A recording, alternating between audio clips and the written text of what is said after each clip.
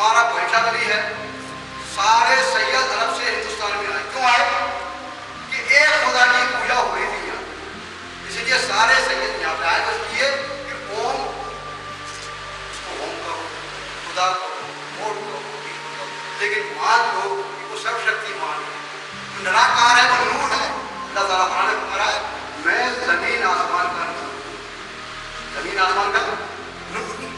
तो वो नूर हमने भी मौजूद है, पेड़ में ही मौजूद है, जमीन में ही मौजूद है, सूरज में ही मौजूद है, चांद में ही मौजूद है। मेरा मतलब भाई सब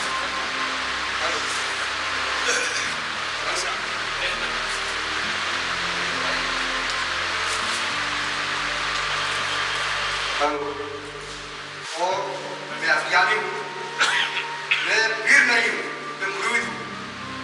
जब तक शिष्य कोई भी लड़का पढ़ने की कोशिश करता है तो पढ़ता रहेगा, जब वो टीचर हो जाएगा तो फिर वो ग्रैंड नहीं कर पाएगा।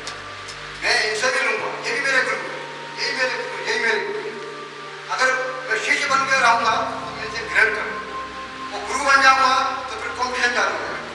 मेरी बात सुन रहे हैं? गुरु बन के फिर मैं गद्दी तलाश करूँगा कि मेरी कुर्सी अलग होना चाहिए, नहीं, ये गद्दी खुद बैठ जाए। जब मुझे अपने कदम बढ़ा, कदम बैठ जाए। मुझे सीखना है, इसे लेना है।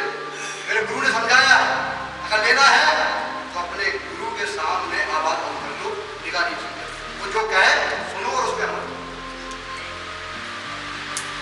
हम संस्कृत में सतगुरु बोल रहे हैं, उर्दू में पीर मुर्शिद बोल रहे हैं, बोले नहीं बोल रहे, लेकिन मालिक नहीं।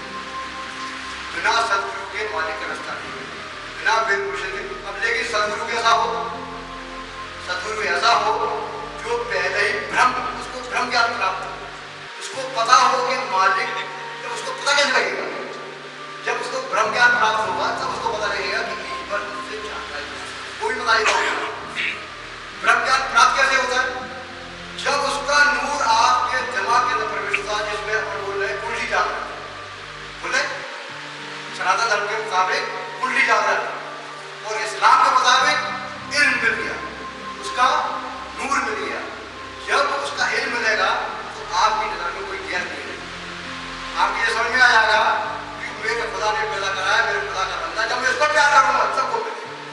मेरा यही संदेश है कि हम चारों पांचों भाई जब भी मौका मिले मैं भी बुलाऊंगा आपके पास में, और इनसे गुजारिश करता हूँ, क्योंकि पहली मुलाकात में इन्होंने मेरा निमंत्रण कबूल कर लिया, इनका मैं तहे दिल से शुक्रगुजार हूँ और जिंदगी भर इनका एहसान मानता हूँ। अच्छी बात है, मैं दुआ करता हूँ मालिक से, जिसने मेरे साथ एहसान कराया उस एहसान को मैं दिल में रखूँ, उसको चुकाने की कोशिश करूँ, और एहसान करने वाला बना दे, एहसान मानने वाला। अगर मैं एहसान नहीं मानूंगा इनका एहसान हो गया, मैं करता रहूँ, क्योंकि मैं इनको नहीं जानता, ये मुझे नहीं जानता। आजकल जिस तरह का दौर चल रहा है धोखे को, लेकिन उस मालिक का करम रहा, एहसान रहा उसका, मेरी बात वो समझा, मेरे निमंत्रण को सुना। मैं सबका तहे दिल से शुक्रगुजार हूँ और आइंदा भी शुक्रगुजार रहूँगा, और आइंदा कभी आप मुझे बुलाएंगे तो मैं अपने किराए से आऊँगा। अतिथि देवो भव, अतिथि देवता का समान है।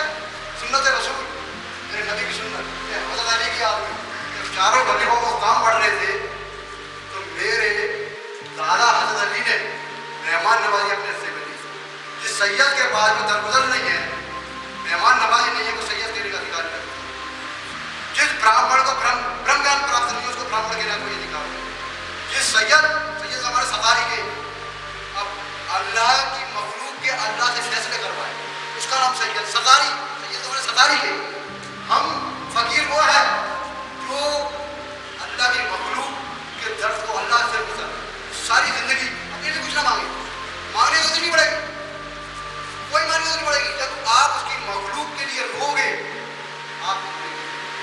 आपके सारे काम सोच लेंगे। और मेरे लफ्जों से किसी के दिल को अगर तकलीफ पहुंचती है तो मैं 100 बार उनसे माफी मांगता हूँ और अपने खुदा से ही माफी मांगता हूँ। फिर मैं थोड़ा धर्म पे आया। धर्म क्या चाहिए? बड़ा एक धोखा चल रहा, धोखा। हमारे विचार से, हमारे कर्म से किसी को तकलीफ नहीं पड़ जाती है। बात से सेटिफाई है? जरा हाथ खड़े करिए, कौन कौन सेटिफाई है? और कसम खा के दिन में जहाँ आदमी है आज के बाद किसी धर्म की क्रिटिसाइज नहीं करेंगे। कहिए, करेंगे क्या क्रिटिसाइज? करते नहीं, बहुत अच्छी बात है, लेकिन करना नहीं। हर धर्म को गले से लगा, कोई भी है अल्लाह का बंदा है? अल्लाह का बंदे को प्यार करोगे तो अल्लाह। इस दुनिया में प्यार का निजाम, नफरत का कोई निजाम। इसलिए मेरा पैगाम ही यही है कि सारे धर्मों को लगा लो। तो अब 4 दिशाएं, चारों दिशाओं को मिला दो तो पावर आ ये नहीं आ रही है। और चारों दिशाओं को अलग अलग कर दोगे तो फिर पूरा पश्चिम उत्तर दक्षिण करोगे, एक ही दिशा है। तो चारों दिशा की मिलकर एक ही दिशा है, इसलिए हमें उसको एक दिशा बनाना है, 4 दिशा। इन्हीं लफ्जों को इस साथ में मैं और सबसे पहले जो मेहमान यहाँ मौजूद है उनका तहे दिल से शुक्र अदा करता हूँ। और आइंदा कभी आऊँगा तो मैं मैदान में पहली बार मेरा प्रोग्राम करा, मैं मैदान में प्रोग्राम करता हूँ। अल्लाह मेरा उजागर है, उसको छुपने की जरूरत नहीं है, वो छुपाने की जरूरत नहीं है। सूरज निकल रहा है, सारी दुनिया देख रही है, उसकी रोशनी सारी दुनिया को दिख रही है, सारी दुनिया के लिए, सिटी के लिए, आदि के लिए, पहाड़ के लिए, हर चीज के लिए। और हर चीज उसकी सना करती है। एक इंसान ऐसा है जो ना शुक्र है, ये सब्र है, ना तो सब्र कर सकता है ना शुक्र अदा कर सकता है। और अल्लाह से लेना है तो सब्र भी करना पड़ेगा और शुक्र भी करना पड़ेगा। सब्र करते रहो, शुक्र करते रहो, से लेते रहो। तो मेरी बहन बैठी है, मैं आज आपको बता दूँ, बैठी है शौक से, हम 7 साल से मिलते हैं। फोन तो मुझसे कह दिया आप भूल गए,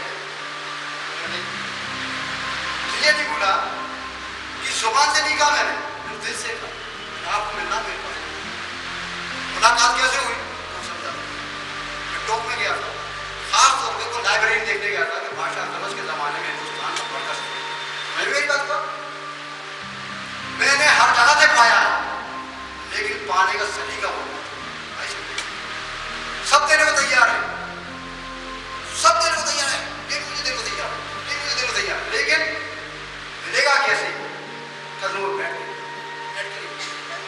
तो इनकी पोती आई, सारे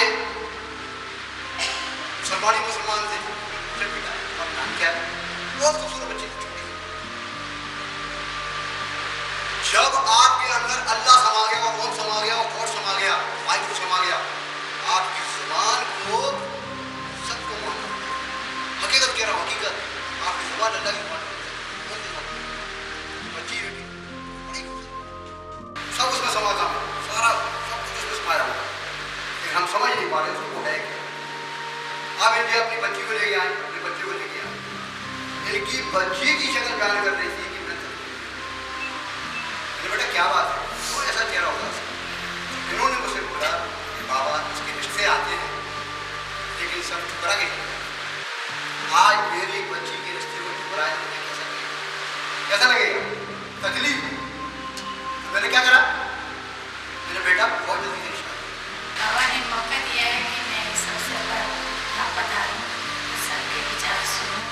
बाबा ने मुझे बहुत शांति और चैन दिया है, मैं इनकी तहे दिल से शुक्रगुजार हूँ। और जब भी कोई कष्ट होता है तो मैं बाबा से बात करके अपना कष्ट दूर कर देती हूँ। इतना मेरा प्रतीक विश्वास है। आज इन्होंने मुझे बुलाया तो मैं यहाँ हुई थी क्या 8 दिन में ही यहीं से हमारे पास निमंत्रण आ गया और बातचीत शुरू हो गई और 1.5 महीने में ही उसका संबंध तय हो गया। तब से मैं बाबा की बहुत आपने मेरे लिए दुआ की। हिंदू नहीं बनाया, सिख नहीं बनाया, जैन नहीं बनाया, ईसाई नहीं बनाया, बनाने वाले ने इंसान बनाया। और अगर तेरा मेरा करने की बात आती है या विभाजन की बात आती है तो उसके करने वाले आप और मैं। दखलंदाजी इंसान ने की है ईश्वर की सृष्टि। ईश्वर सृष्टि करता है, सर्वशक्तिमान है और वह कभी गलती नहीं कर सकता, वह कभी गलत राह नहीं दिखा सकता। हमें उसने सब कुछ अच्छा दिया। बाइबल के अंदर लिखा है ईश्वर ने सृष्टि करने के बाद कहा कि सब कुछ अच्छा है, हर चीज को अपनी अपनी जगह रखा, लेकिन दखलअंदाजी इंसान ने की। चाहे वो वातावरण में हो, एनवायरनमेंट में हो, साइंस में हो, अपने हिसाब से उसे उसमें उसका विभाजन कर दिया। सही कहे तो उसने जहर को लिया, वरना ईश्वर ने सब कुछ अच्छा बनाया था। आज जो हमारा शीर्ष है, इसके ऊपर हम बात करने के लिए बैठे हैं यहाँ पे, कि हर एक धर्म के अंदर स्वास्थ्य लाभ कैसे होता है। मेरे ख्याल से हमारा टॉपिक तो वो है, और बाइबल के अंदर कि किस प्रकार से हमें स्वास्थ्य लाभ करने वाला सबसे बड़ा हकीम तो ईश्वर है। The biggest doctor is God, और उसके अलावा कोई भी नहीं। जब हम हमारे जीवन में कुछ होता है, बीमारी होती है, तो हम अपने डॉक्टर के ऊपर नहीं, हम ईश्वर के हाथ में छोड़ देते हैं कि ईश्वर ये रखेगा, ईश्वर ये करेगा, और उसके हाथ से ही सब कुछ होगा। लेकिन बाइबल में बहुत सारे ऐसे वाक्यांश हैं, कम से कम 500 के आसपास है, लेकिन 500 नहीं पढ़ूंगा मैं, सिर्फ एक ही पढ़ूंगा जो पूरी ही बाइबल का आधार है, जिसके ऊपर कि इस प्रकार से स्वास्थ्य लाभ प्राप्त होता है। यदि आप लोगों के कोई कष्ट हो तो वह प्रार्थना करें, कोई प्रसन्न हो तो भजन गाए, कोई अस्वस्थ हो तो कलीसिया यानी कि चर्च या अध्यक्ष को बुलाएं, और वे प्रभु के नाम पर उस पर तेल का विलेपन करने के बाद उसके लिए प्रार्थना करें। वह विश्वासपूर्ण प्रार्थना रोगी को बचाएगी और प्रभु उसे स्वास्थ्य लाभ प्रदान करेगा। अपने पाप क्षमा किया, यदि उसने पाप किया है तो उसे क्षमा मिलेगी। ये पूरे के पूरे बाइबल का वाक्यांश है, इसके द्वारा कि अगर कोई इंसान बीमार है तो वह चर्च के पादरी को, पुरोहित को, अध्यक्ष को बुलाए, वो उसके ऊपर प्रार्थना करेगा। वो भगवान नहीं है, मैं भगवान नहीं हूँ, हम में से कोई भगवान नहीं है, हम भगवान के प्रतिनिधि हैं, और हम भगवान के प्रतिनिधि होने के नाते हम वही कार्य करते हैं जो हमें भगवान आदेश देता है कि आपको ये करना है। उसी में ये कहा गया, वो सिर के ऊपर तेल विलेपन करेगा और ईश्वर की कृपा से वह व्यक्ति स्वस्थ हो जाएगा। बाइबल के अंदर जब भी ईसा मसीह, हम देखते हैं कई बार कई जगह पर उन्होंने लोगों को स्वास्थ्य लाभ प्रदान किया।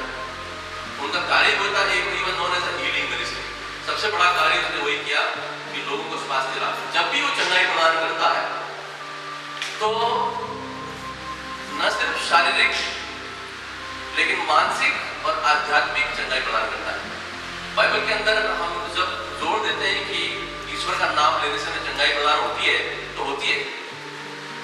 जैसे अभी मैंने मेरे बाइबल से पढ़ रहा, उसके अंदर कहा कि विश्वास है, जिस व्यक्ति ने कहा है कि वो बीमार है, तो उसके पास विश्वास है कि वो फलाने व्यक्ति के पास जाएगा, धार्मिक व्यक्ति के पास जाएगा, क्योंकि उसमें विश्वास है, और उसे विश्वास होने के कारण ही हमें चंगाई प्रदान होती है। लेकिन दवाई से होती है, दवाई करता है काम, लेकिन अगर हमें विश्वास नहीं है, डॉक्टर के ऊपर विश्वास नहीं है मुझे, तो दवाई क्या काम करेगी? 50% मेरा काम होता है कि मुझे भी विश्वास होना चाहिए कि मैं ठीक होना चाहता हूँ, वरना जो भी दवाई हम करते लाखों रुपए खर्च कर, लेकिन हमें स्वास्थ्य लाभ नहीं होता है। हम कहते रहते क्यों? लेकिन इसलिए क्योंकि हमें विश्वास ही नहीं है किसी के ऊपर, तो हम कैसे स्वस्थ होंगे? तो बाइबल के अंदर इसके ऊपर जोर दिया जाता है कि ईश्वर जब किसी को चंगाई प्रदान करता है, स्वास्थ्य लाभ प्रदान करता है, तो वो उसको पूर्ण रूप से चंगा करता है। न सिर्फ शारीरिक चंगाई, लेकिन उसको आध्यात्मिक और मानसिक रूप से भी। कई बार हम देखते हैं कि इंसान मानसिक रूप से ज्यादा बीमार होता है, शारीरिक रूप से कम होता है, और आध्यात्मिक रूप से हम बीमार हो रहे हैं। आध्यात्मिक जो बीमार इसका है कि हम लोग जो धार्मिकता हमें है, जो नैतिकता हमारे धर्म सिखाते हैं, उस नैतिकता से हम भटक गए, और इसीलिए हम सब बीमार हैं, आध्यात्मिक रूप से बीमार हैं। ईश्वर का नाम बहुत कम लेते हैं, क्योंकि हमें वो शक्ति आ गई है, हमें वो कृपा है, हमें बहुत कुछ मिला है, धन है, दौलत है, और सब कुछ है, ईश्वर आराम है।